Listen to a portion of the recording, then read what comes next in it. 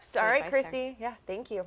And as we know, heading into that holiday weekend, and we know a lot of people like to get out on the water, whether it's the coast or here in the upstate, we have all those gorgeous lakes. Yeah, and if you're going to hit the water, we have to talk about boat safety. And, you know, we sent him to Lake Hartwell, and he also found a fishing tournament. He's a man that can do anything. Oh, Chris Scott can do it all. You can do it all, Chris. How's it going?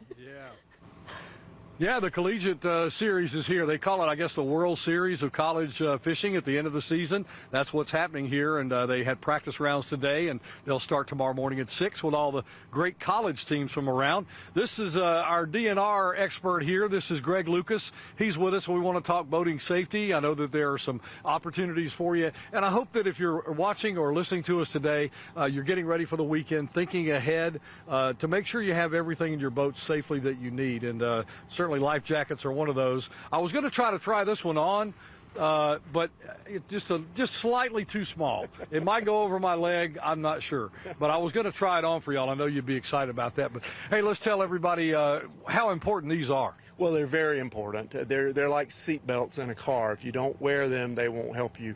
And everybody says they don't think they're going to have need for them, but you just never know.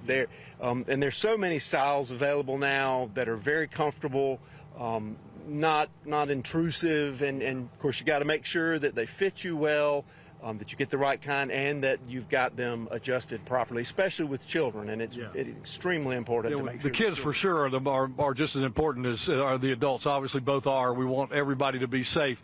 I know that there have been over the past, and I'm not bringing this up to talk about it, but some boating accidents, jet ski accidents, things like that happen every year. We want to tell everybody to make sure that you're not drinking and driving a boat or a jet ski. That's very important as well. Right. It's very important that if you're going to have alcohol on your boat, that you have a designated driver, somebody that's not going to consume alcohol. That's especially important because it is legal to have open beverages on a boat, unlike in a car, but you need all your wits about you when you're operating a boat. That, you know, here in a lake situation like this, there are no lines on the lake, so it's important that you have somebody, a lookout that is looking for other boats, and that you keep your head on a swivel to make sure that you're always looking out for where other boats are. Yeah, very important. And when we come back, we're going to talk about some legislative things that have happened in the state too that you need to know about, including some wakeboard information and how far your boats need to be apart. We'll talk about that when we come back. We're at Green Pond Landing on Lake Hartwell on Fox, Carolina.